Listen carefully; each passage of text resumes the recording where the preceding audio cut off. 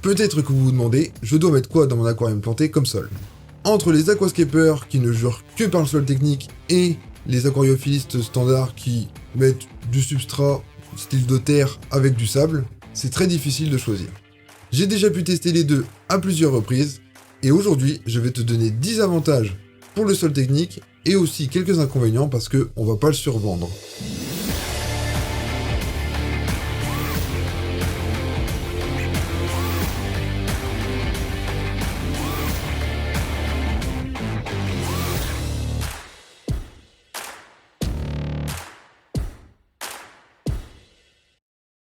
Pour faire très simple, le sol technique ou aquasol comme on peut dire, c'est de la terre agglomérée en petites boulettes qui est cuite une fois ou plusieurs fois suivant la marque.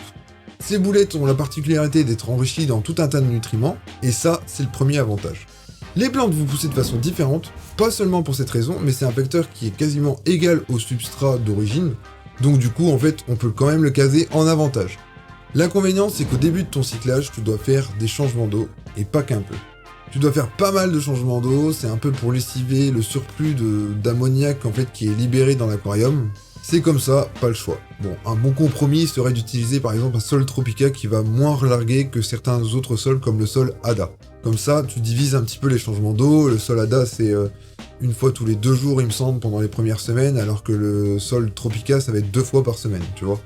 Ces sols permettent de gérer beaucoup plus facilement les paramètres de ton aquarium, surtout si tu es sur des matériaux neutres comme la pierre neutre ou du bois, tout simplement.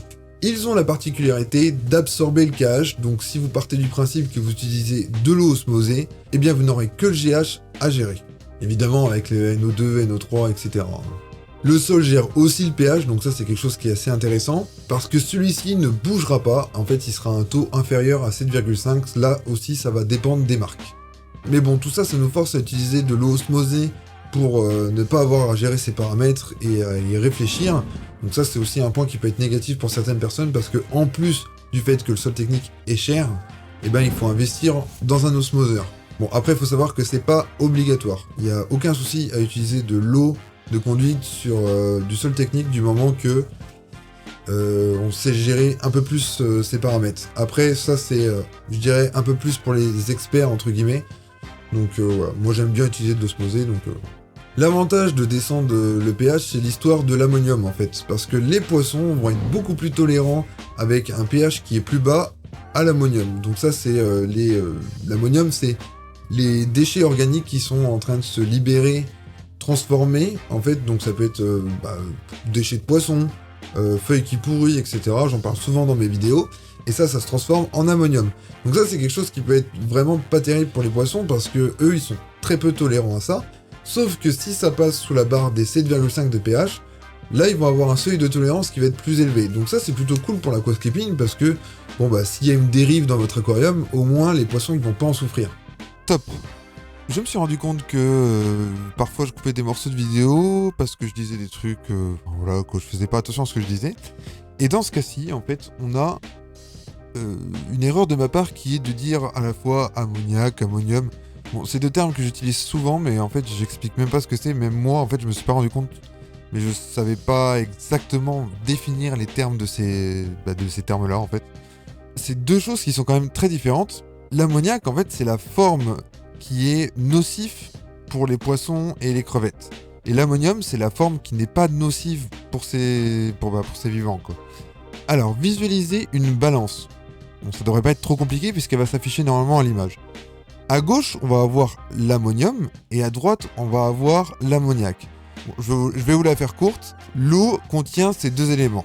Si vous descendez votre pH, l'ammonium va être plus grand en quantité que l'ammoniac. En gros, elle va prendre le dessus sur l'ammoniac, et ça c'est quelque chose qui est cool, parce que nous ce qu'on veut c'est avoir le plus d'ammonium possible au détriment de l'ammoniac. Par contre, en fait, si le pH il augmente, eh bien ça va s'inverser, c'est l'ammoniac qui va augmenter au détriment de l'ammonium. Donc ça c'est quelque chose que les sols techniques aident à faire, parce que comme ils baissent le pH, et bien justement on a plus d'ammonium que d'ammoniac. La deuxième chose à savoir quand même, c'est qu'il y a la température qui joue, c'est-à-dire que plus on est sur une température haute, plus aussi l'ammoniac sera présent comparé à l'ammonium. Donc voilà, c'était juste pour corriger ça et que vous puissiez comprendre en fait ce que c'est que l'ammonium et l'ammoniac.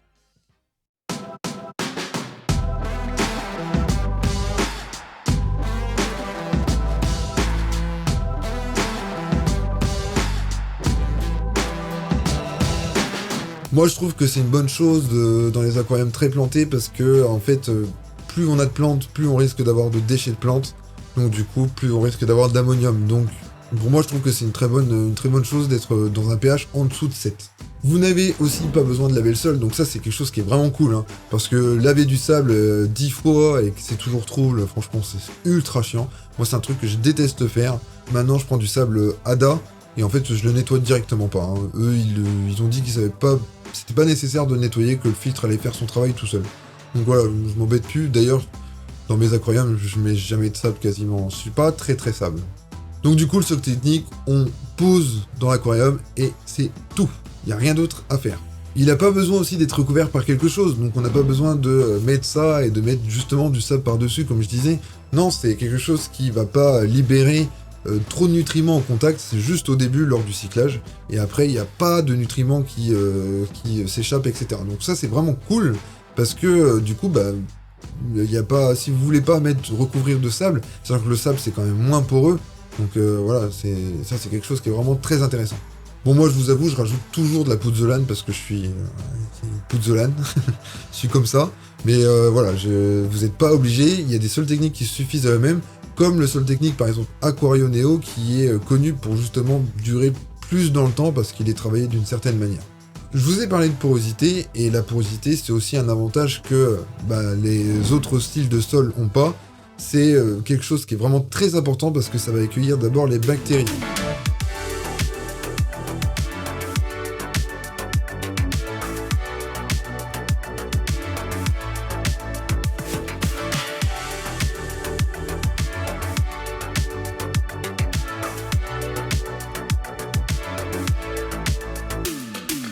Ça, c'est quelque chose que je parle aussi souvent dans mes vidéos sur les aquariums. C'est très important, les bactéries. C'est ce qui va permettre de dégrader les déchets organiques, ensuite l'ammonium, ensuite les nitrites. Donc c'est vraiment le cycle de l'azote, hein, si vous connaissez. Et ça, en fait, c'est plus il y a de support, mieux c'est. Donc forcément, si on a un sol technique, on a énormément de support, beaucoup plus que si on mettait du sable. Donc c'est un avantage qui est assez important. En plus de ça, ça va aérer le sol, ce qui fait que ces racines, elles ont besoin d'oxygène, donc ça va aider les plantes à pousser. Et en plus de ça, si c'est aéré, on va pouvoir accueillir de la microfaune qui, elle, aide à rendre disponibles les nutriments pour les plantes. Une action, la porosité, on a quand même 3 choses qui sont très importantes. Les constructeurs ont pensé à tout parce que leurs sols sont enrichis en bactéries. Donc en fait, quand vous mettez du sol technique dans votre aquarium, il y a des déchets organiques dedans qui sont pas visibles à l'œil nu. Et en fait, c'est pour ça qu'on a un gros pic d'ammoniac dans l'aquarium. C'est parce que en fait, on veut développer ces bactéries. Donc il y a des bactéries qui sont en dormance. Elles se réveillent au contact de l'eau et là, elles commencent à avoir beaucoup de nourriture. Donc elles se mettent à se développer pour devenir une grosse colonie de bactéries. Et c'est pour ça qu'à la fin de votre cyclage, quand vous avez terminé les changements d'eau, vous avez normalement une grosse colonie de bactéries avec du sol technique. On peut encore améliorer ça, mais je vais vous en parler dans une autre vidéo. Il y a encore d'autres avantages, c'est pas terminé. Le sol technique va absorber plusieurs types de polluants, donc c'est très intéressant quand on a des mauvaises choses dans l'aquarium. Et ça permet aussi de rendre l'eau plus cristalline, donc ça c'est vraiment super cool. On va pas se mentir, en aquarium c'est le pied d'avoir une eau cristalline. J'adore avoir une eau quasiment imperceptible, franchement c'est vraiment cool, c'est quelque chose que je préfère vraiment. Pour construire un aquarium c'est aussi hyper modulable comme sol, donc c'est vraiment très pratique, vous mettez votre roche et vous pouvez mettre du sol dessus, etc. Donc ça c'est vraiment pratique. Le sable ça réagit pas de la même manière, je trouve que le sable c'est quand même plus difficile à travailler, ça glisse plus, etc. Là, ça se maintient un peu mieux, donc on peut s'en servir pour caler les pierres, etc. Moi, c'est quelque chose que j'affectionne beaucoup plus qu'avec le temps, parce que je fais quand même pas mal d'aquarium. Je me suis rendu compte que je préférais largement travailler avec du sol technique qu'avec du sable et de la pouzzolane en dessous, parce que c'est vraiment compliqué à faire tenir les pierres, etc. Alors que là, on n'a aucun souci. D'autant plus qu'on peut mettre des couches énormes de sol, c'est pas un souci, alors qu'avec du sable, si on met des grosses couches, on risque de bloquer la possibilité d'avoir de l'oxygène dans l'aquarium, et là en fait on va créer peut-être des soucis, comme par exemple de la cyanobactérie.